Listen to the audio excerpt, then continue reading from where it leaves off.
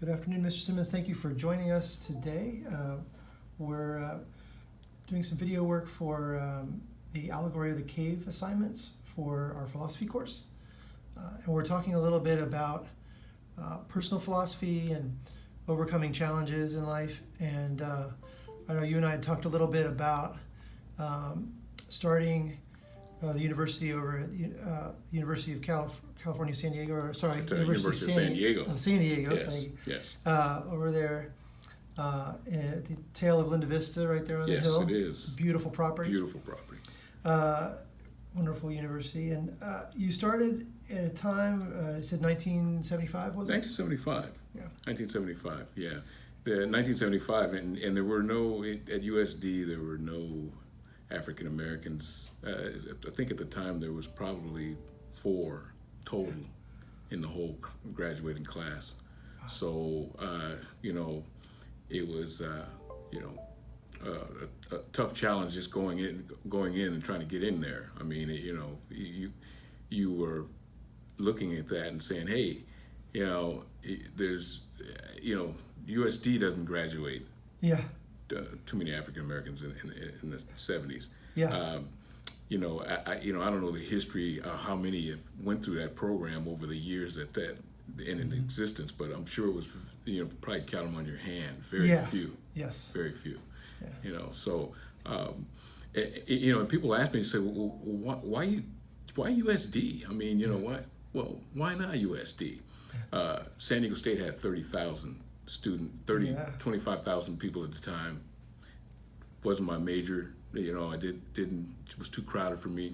Didn't want to go there. UCSD is a bio school. It's that wasn't my major. I wasn't interested in that. So, USD, there were that was my choice. And sure, I knew it's a private university, but it one of the top private schools in the country. Yeah. I mean, what better challenge can you get?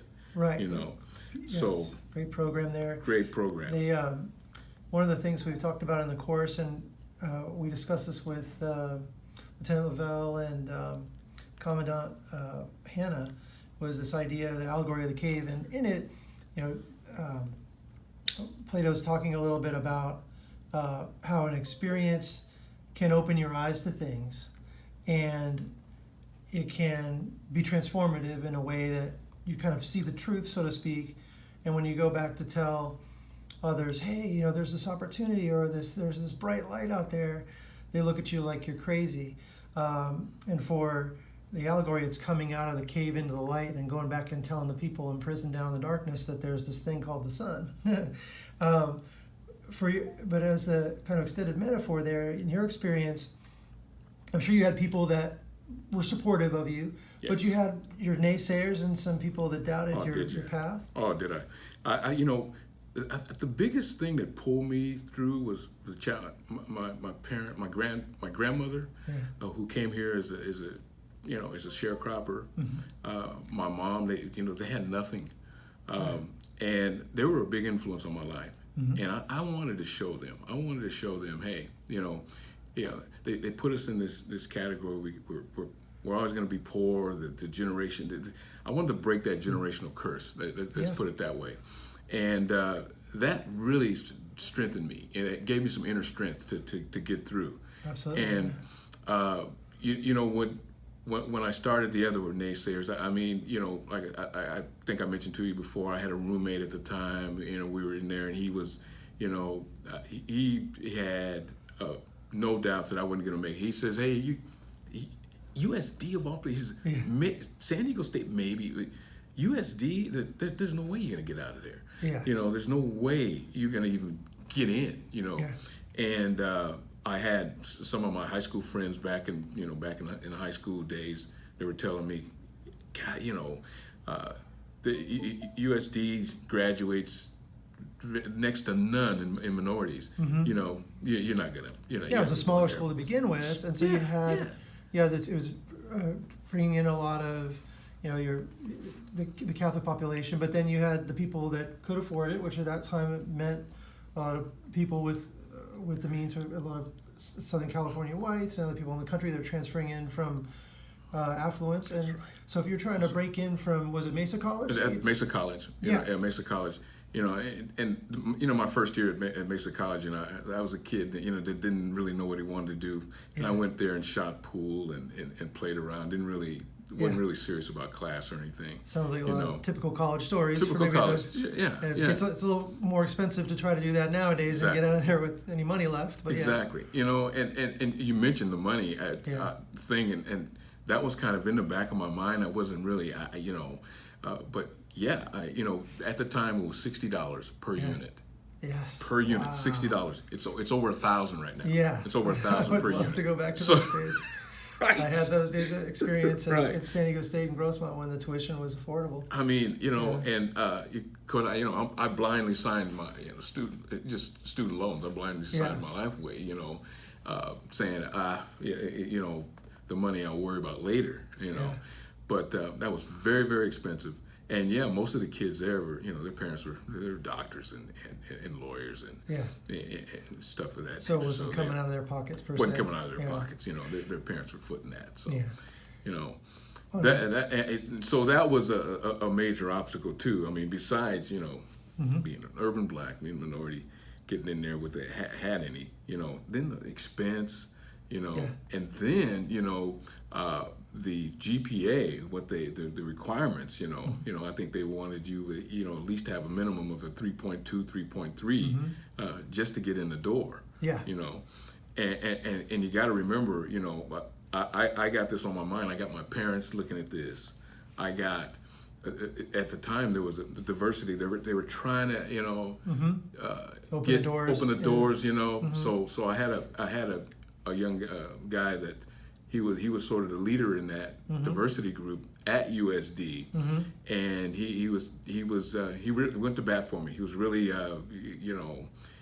really trying to get me through there. He was really he's talking to the academic people and say, hey, this guy's So I mean, I had to I had him looking at this, and the parents looking at this, and friends, all this peer pressure. Everybody saying is he going to do this? I mean, is he, and hey, I just, I just, all those obstacles, I thought about them, but, I knew I could do this. I said, I'm going to do this. I'm going to do this. I know, hey, when I got out of high school, listen, I wasn't the smartest kid. I think I maybe, 2.3 GPA all through high school. Wasn't the brightest guy, and most of those kids, a lot of those kids there at USD they're on scholarships, or they were, so all that was against me, and I just put it aside and persevered. I was thinking about that. This comes back to that idea that we're talking about in the course of cognitive behavioral therapy, and in that it talks about how we interpret an experience or a situation will kind of determine how we respond to the challenges, and that can develop if you have this can-do attitude, or you kind of discount your obstacles as obstacles and see them more as opportunities. The people that see the obstacle and goes, I can't, and they say, I can't get over that obstacle. That's a tough one. Right. Others see it and go, a challenge. Look, was any of that going on in your mind at the time, or were you?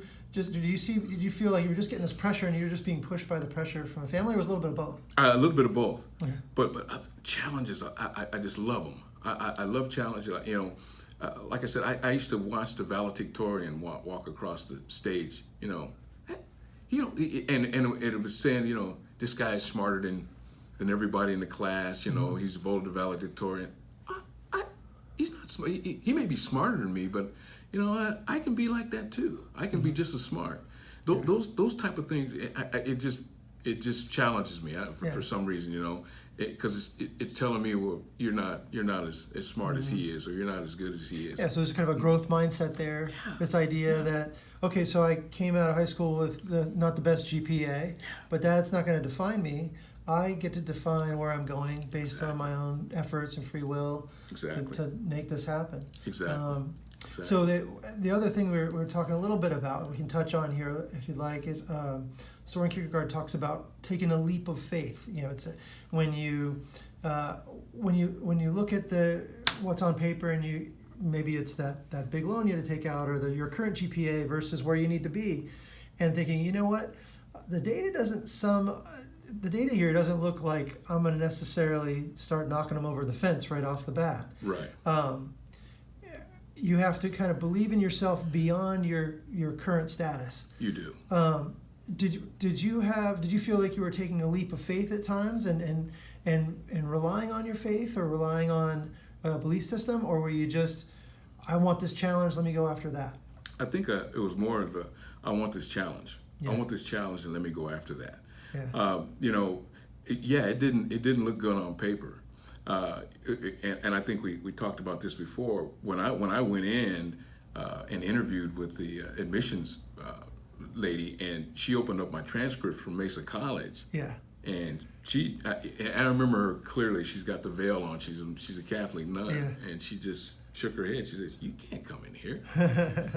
With this. Yeah, no. Yeah, She says, no way. Not coming in the door. Not coming in the door." And I just, my body language went, "Really?" She says, "Yeah, really."